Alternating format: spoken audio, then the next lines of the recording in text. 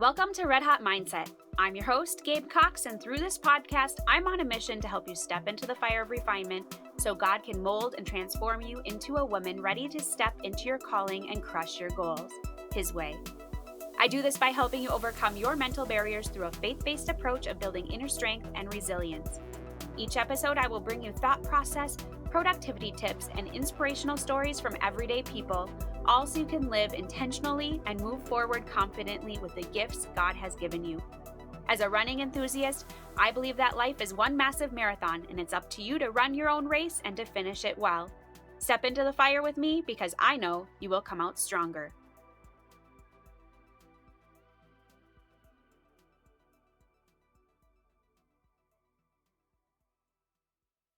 Hey friend, welcome to Red Hot Mindset. I'm so glad you're tuning in today because today we are going to be talking about learning. I know, you're like, really? But what I want to share is that learning is life and life is learning. Learning doesn't end with graduation. Learning isn't about studying to pass a test. Learning is about so much more. And we're going to talk about how to help our kids love learning and become lifelong learners today. Before I start, actually, I guess I am started, but before we move forward, I want to read to you a poem. It's called "Oh Childhood, Where Did You Go?" It's an excerpt from Wild and Free. And I highly recommend this book, especially if you're a homeschooling mama. It is a great book, just sharing more about why it's important for us to just learn as we go and be out in nature and learn with creativity and with experience and not just through books. So here it is. Oh, childhood, where did you go? We sped up the process thinking that's how you'd grow. Gave up fort building and climbing trees to avoid muddy hands and skinned up knees, enrolled you in things you were expected to do, not stopping to realize it was for us more than you. Remind me, giving up daydreams was better for who? When did we quit dreaming to notice or care? Stop looking at stars or remembering they're there. We put you on buses and shipped you away to preschools and programs and preceptors for pay. Who said the experts know better than us anyway? You were made for summers that go on forever, getting lost in good books and inclement weather, making up stories and writing new songs until long past your bedtime and the porch light comes on. No need to rush childhood, it goes by too fast. What you need is the time to make it all last. You belong out in nature, staring up at the sky, blowing dandelion puffs and watching them fly, turning clouds into shapes that you want them to be, fending off dragons if that's what you see. If only there was a way to be wild and free. We read the great books but ignore their wisdom, go our own way instead of trusting what's in them. Childhood is a treasure, a gift to behold. I'm sorry to say you've been traded and sold. Oh, childhood, where did you go? Oh, childhood, say it ain't so. We'll bring you back home if it's the last thing we do. We'll reclaim the wonder. That's my promise to you. Isn't that so great? Wild and Free was written by Ainsley Arment, and I highly encourage you to pick up a copy. But man, I think sometimes we rush childhood, don't we? When I was a kid, I wanted to rush my childhood too. I kept thinking to the next step, right? When I was young, I just wanted to be a middle schooler, or I just wanted some independence. I wanted a later bedtime. When I was in high school, all I could think about was graduating and making a life of my own. And then once I was in that spot, I wanted to get married or have a family or whatnot. And then when I'm in motherhood, I kept thinking about, oh, well, when my kids are this age, then this will happen. And it's like you just rush the process and forget to enjoy the time that you're in. And I long for that for my kids. And I'm a culprit of this, rushing my kids too. I've been thinking back, especially this past year, what do I really want them to learn and know when they graduate? So again, Wild and Free, I love this book, but in it, there's an excerpt from Sarah Mackenzie, who is an author and podcaster. She wrote Teaching from Rest, one of my other favorite homeschooling books. I guess we're talking homeschooling today, but it's one that helped me to see that I don't have to be as scheduled as I thought I had to be and get everything done that I thought I had to.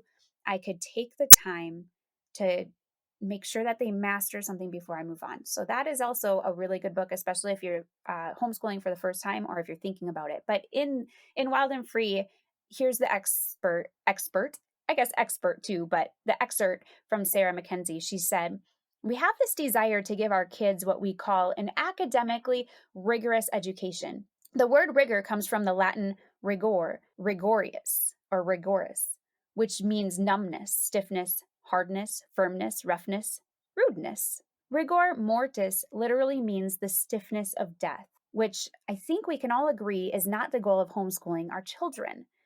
Work toward diligence instead. Diligence comes from the Latin diligere, which means to single out, value highly, esteem, prize, love, aspire to, take delight in, appreciate. Man, isn't that good?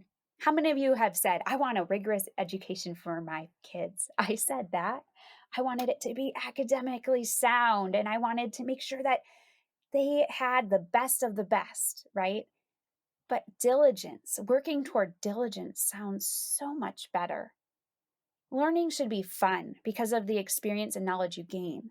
Our goal as homeschooling mamas is to instill a love for learning in our kids. When you learn how to learn, you can learn anything. Isn't that true? When you learn how to learn, you can learn anything because it's a skill, it's an art. Learning is an art. And honestly, learning is natural too. Little kids are naturally inclined to learn. Learning is experiencing and exploring everyday life. When we are young, we learn every day new things that we never knew. And feel like as adults, it's the same way if we want it to be. Sometimes we get stuck in this thought that we know it all or that there's nothing else to learn or we don't need to keep educating ourselves or keep doing all these things. But learning doesn't stop at graduation. The thing about kids is they don't even know they're learning. Now, if they're sitting at a desk and they're doing their schoolwork and they're in their books, yes, they know that they're learning. But learning really starts with you, mama. Learning starts with me. If you are a lifelong learner, if I am a lifelong learner, then our kids will see that and they'll most likely become one too. We are their greatest examples. In Deuteronomy 11:18-21, it talks about the importance of sharing with our children. So commit yourselves wholeheartedly to these words of mine. Tie them to your hands and wear them on your foreheads as reminders. Teach them to your children. Talk about them when you are at home and when you are on the road, when you are going to bed and when you are getting up. Write them on the doorposts of your house and on your gates, so that as long as the sky remains above the earth, you and your children may flourish in the land the Lord swore to give your ancestors. Now, this verse comes with the Israelites as they were getting ready for the promised land and understanding how to abide in God's laws and understand his thoughts and what he wanted for them. But it still reigns true for us today. We need to be able to talk with our kids. We should be sharing with them all the time. And lessons we're learning, if it's applicable to teach them, or if there's something that happens with them, maybe we can make a lesson out of it and we can talk with them through it. In all that we say and do with our children, we are teaching and training them. We are raising them up to be respectable adults who love the Lord with all their heart, soul, and mind. That's the main goal. They are learning with every movement, with every word, with every activity. And guess what? We need to be the ones sharing with our kids. We need to instill in them the values and the morals and the understanding of this world. The government shouldn't be doing these things.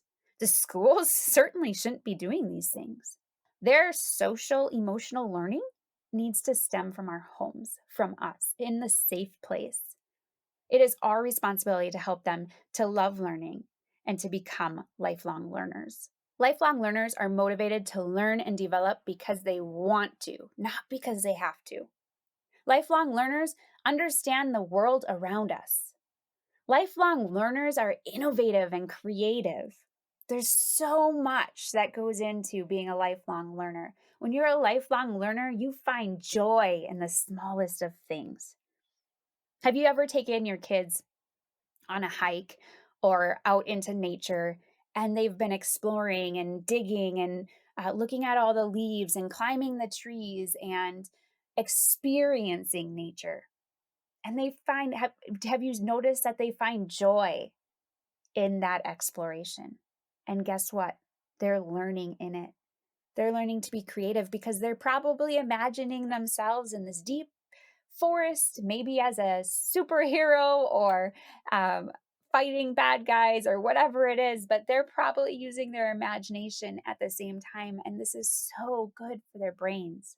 Learning is about us as mamas helping pull out our children's giftings and their passions and helping them to cultivate them in an environment where they can grow to use them independently. We were all gifted with our own talents and skills that we could hone and grow. God made us uniquely us. And what is important is us to understand how to draw that out, how to seek God in it, and how to let Him use those skills and those joys and those passions for His glory. Food is nourishment to our bodies, right? So we need to have good food come in to produce good, healthy lives. But learning is nourishment to our brains. When we dive in and we are willing to open our minds and explore and be creative and read books and go to workshops or take classes or just be out in nature, quiet and still. Did you know you're learning there? Because it's in the quiet that God speaks. There's so many things that we can do to teach our kids, and they won't even know that we're teaching them. It's such a secret, right? But you know what? Going to the grocery store with your kids, they can help you find everything. We could create the list of what we want, and maybe we could have them try and find the best prices. They could add up all the different costs and estimate what we're going to spend. They can see the budget and help us stick to it. Did you know that's learning? We could go adventure in the park, meet new friends, play outdoor games, go. My boys like disc golf, go disc golfing, go hiking. That's learning. Exploring on a walk or a hike while in nature, looking at birds, listening for their sounds, looking for other animals, pointing them out, picking dandelions. That's learning. They don't know dandelions are weeds. They think they're pretty flowers. I remember, I think it was Ethan, my oldest, we used to go on walks all the time. And on the walk, every time he'd collect all these dandelions and he would give me that bouquet at the end as a gift and just be so proud of it. But that's what being outside and exploring does. That's learning. How about reading a good book together? Either just with your kids or maybe as a family. Maybe you have a family book, maybe a historical fiction, and they can get really into it and they don't want to stop. They don't realize that they're learning. They don't realize they're learning history at the same time, right? Uh, Playing board games for family night is learning. That's actually one of our favorite things to do. And we play one almost every night together at dinner time. It's one time that we all get to be together, focus on each other. Sometimes they're games of luck, but many times they're mathematical. They're, sorry, they're mathematical or they're strategic, but we're teaching them how to lose. We're teaching them how to win. We're teaching them how to plan, how to organize, how to be a team player. Unfortunately, I'm really not the best at teaching them how to lose yet. I used to be a lot worse. I hate losing. I'm not going to lie. If you know me well or if you've played games with me, you understand that. But I am so competitive and I want to win. And so I've been learning, right? So, right alongside them, I'm learning how to be a good team player and how to lose. And I am losing a lot better these days because my kids are getting good. But one thing I didn't let them do is I didn't let them win. They had to earn it. I mean, little bits when they were really little, I'd try and help them out and stuff. But at the same time, I want them to learn how to win on their own. Like, I don't want to be giving them a favoritism or anything. I want them to win, right? So I never let them. And now it can expand into what passions do they have? What projects could they work on? Maybe they like uh, working with their hands and woodworking, or maybe they're crafty and love to draw or paint or musical. My oldest son is now editing my podcast episodes and my YouTube videos. And that's learning. It's so fun for me because I get to watch him grow in those skills. It's a life skill that he's learning that he could use in multiple facets. And he's enjoying it and he's getting paid a tiny bit. He comes pretty cheap, which is good. Thanks, Ethan. But that's learning. He's having fun in the process. He doesn't realize, I mean, he might realize now, he's 13. He might realize he's learning, but he's enjoying it. It's something he wants to learn. And it's instilling that love of learning into him. Sarah Mackenzie says, if we are aiming to order our children's affections, learn to love what is lovely. Join in the great conversation and cultivate a soul so that the person is ready in every sense of the word to take on the challenges around the corner and on the other side of the college entrance exams. Learning isn't about taking a test. It's not about getting into college. It's not about a GPA. It's about turning it into a life skill, turning it into a lifestyle. I much prefer my kids to, after high school, want to continue the learning process than to be so pressured into getting all A's and passing these tests to get into college. So, like the good grades to get into college, to get a good job. That's not what our goal is in our family. Our goal is to establish a love for learning. I have a challenge for you today. And this is actually something I learned from a really wise homeschooling mama.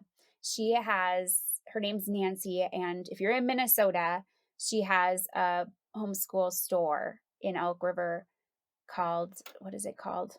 Hepner. Oh, yeah. She has a homeschool store in Elk River called Hepner's. And if you're around the area, I highly recommend you go check it out. Go support their business.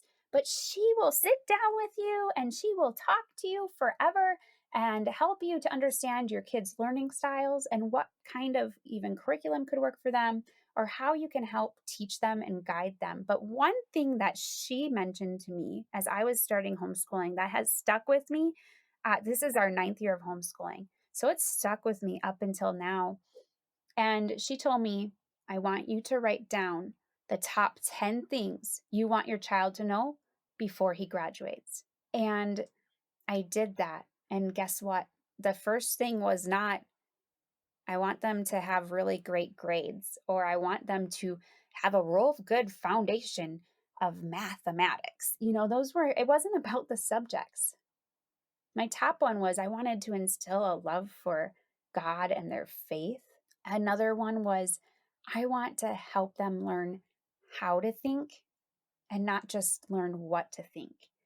And there were so many different ones like that, like budgeting. I want them to understand how to utilize their finances well and steward their finances. I want them to be strong men and strong leaders and have good character and be respectable. And as I look at the list, none of them were basic school things.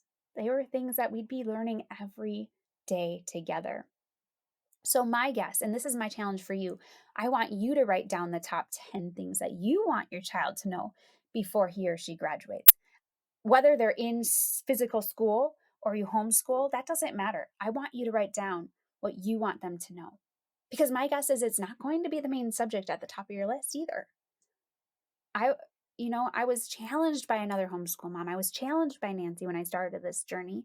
And now, anytime I get frustrated with my day or it's not going right and we're not getting everything done, I can take that list out and remind myself that the point of learning isn't to race through everything and check it off.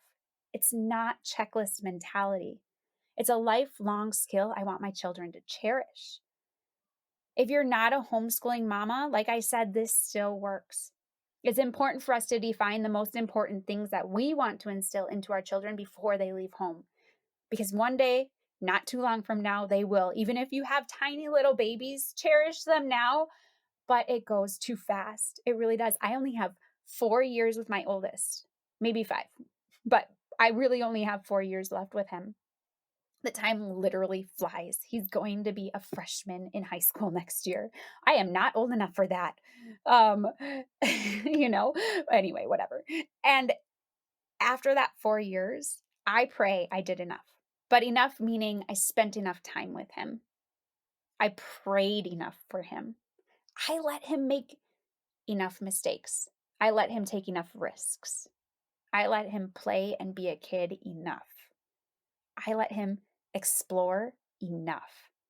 I let him ask questions enough.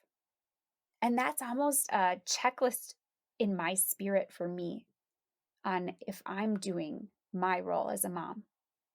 Because many times I don't like letting them take risks. I don't want to let them make mistakes. Don't go too far to that edge. I don't want you to fall, right? Don't climb that tree. I don't want you to skin your knee.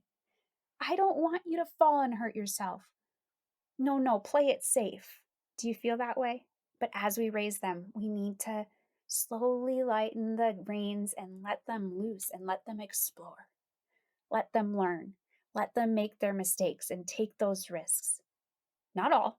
Obviously, we are still the parents and we know how far we can let them go. But let them ask you questions. Don't get annoyed. I don't know how many times I've gotten annoyed at my kids asking the same questions over and over again. But now I look back and I go, man, I want to cherish that time. I only have a little time left with one of them. So that's my encouragement to you today. Write down those top 10 things and don't forget them. Bring God into them. Pray for your children. Release them when the time is right. But let's turn them into lifelong learners. Let's give them a love for learning, and that starts with us. We need to find and develop that love of learning. What is it that you can do if you have felt like you don't want to learn anymore, or you learned enough and you let it just stop in after high school or college? You never picked up another book or whatever it is. What can you do to be the example for your kids to show that learning is a lifelong lesson? I hope that this is an encouragement to you today, Mama. I love our time together. And in all things I pray, you just run your race. I believe in you. Thank you so much for joining me today. I had a great time and I hope you did too. Before we go though, make sure you subscribe to the podcast on your favorite listening platform if you haven't already. This will make sure you have access to all future episodes so you don't miss any of them. If you resonated with this episode, please consider leaving a review on iTunes or Spotify, as reviews are an important part of growing this podcast. If you have any friends or family who you think would enjoy this podcast, be sure to take a screenshot and share it with them. And if you're not a part of the free Mindful Mamas online community, consider joining us. It's a community built to provide support, mindset, and encouragement as you develop your giftings, live intentionally, and go after your biggest goals, God's way. Head on over to www.redhotmindset.com to check out the show notes and find the link to join the community. I hope you step into the fire with me each and every episode because I know you will come out stronger. That's all for now. Talk with you real soon. Bye, winner.